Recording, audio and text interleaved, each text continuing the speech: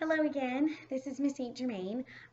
This video is going to be focused on scheduling and pacing. I'm going to go through all of my disclaimers at the top here.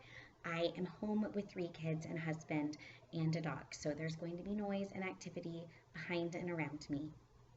This is just life right now. I have no idea how to edit videos, so I have notes over here. It is going to be one long take. I've done like 5 of these already, so I'm really hoping that this one works. And I think the easiest way for you guys to get these videos is going to be to subscribe. If you subscribe below, you'll get a notification when I put up a new video.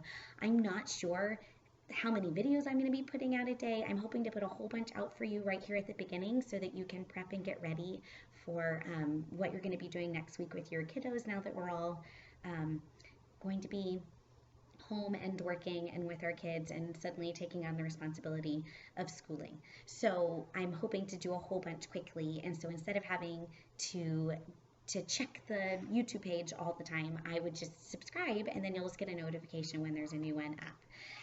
Again, this one is about scheduling and pacing. Scheduling and pacing is a really hard thing to master. I have been teaching in a public school for 13 years, and it's something that I have to change and adjust every year as my different groups come in. I like to have a really strong schedule and routine for my kids.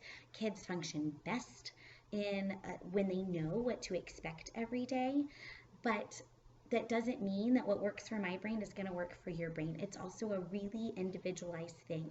I want to give you permission and encourage you to figure out what works for you. If you're working at home and you're on conference calls all morning, then screen time is okay in the morning. That's super okay. If you are going to be able to be most engaged when your spouse is home in the evening, then do your work. Do the school work that's going to be hardest in the evening. Find a routine and a schedule that works for you. I will tell you that this age group, 4 to 7, and I think probably most age groups, but this is my experience, do best when they know what to expect, when they know what's coming, and when there's not a whole lot of questions throughout the day. So just know that going in.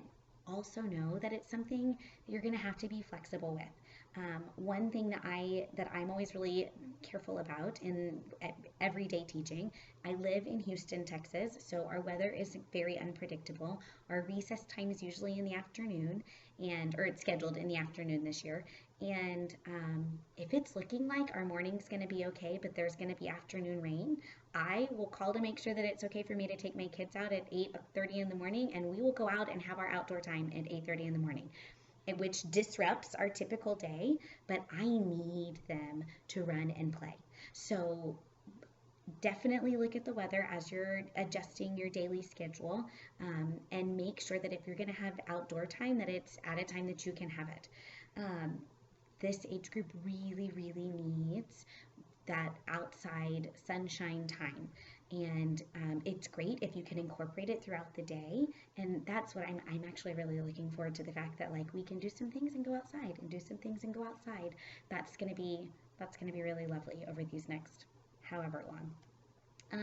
I have my notes here, so I want to make sure I get everything. Do what works for you. This age group has a very, very, very short attention span. I don't do anything for longer chunks than about 15 minutes. So if it's one thing, we're not doing it for longer than about 15 minutes, give and take. You know your kid best. Some kids it's shorter than that. Some kids can go longer than that, and that's super okay, and all of that is very normal. So I have to adjust every year depending on groups. Last year I had a group of kids. I had 16 boys and 8 girls. We didn't do anything longer than 10 minutes. We just couldn't do anything longer than 10, and that was okay. So I adjusted, and that's what worked last year. This year we can go a little longer. Movement. So if you are setting aside about 45 minutes to work on reading, or if you're going to be doing phonics or sight word work, or having them read to you, implement time for them to get up and move locations. Go from the couch to the table. Go from just stand up and move. Do some, there on YouTube, On YouTube, there are so many sight word dancing songs and letter dancing songs and brain break songs. When you're shifting from one activity to the next, do that. It gives their body a minute to kind of spaz out, and it really helps them to refocus.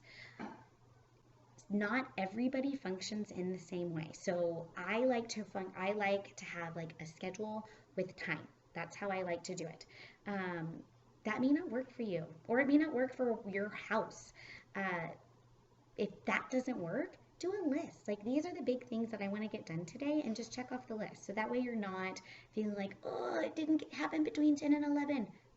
Super okay. It's super okay if it didn't happen between 10 and 11. At list of goals, hour by hour, weather. Yeah, I think I covered all the big things. Guys, pacing and scheduling is really, really, really hard. If it doesn't work, like if you come in and you have this wonderful plan for Monday and then Monday falls flat on its face, that is okay. It's okay. Tuesday is a new day, and you can have a new plan, and that's okay. My suggestion would be to talk your kid through the plan, talk your kids through the plan, and try a new plan. And we are all figuring this out together. My big takeaways is do what works for you. Their attention span is very short. Modify your expectations, and get outside as much as you can and move as much as you can. This age bracket really, really, really needs to move and be in sunshine and do whatever you can to incorporate those breaks into your day. I hope this is helpful. My next video I'm going to do is going to be about handwriting.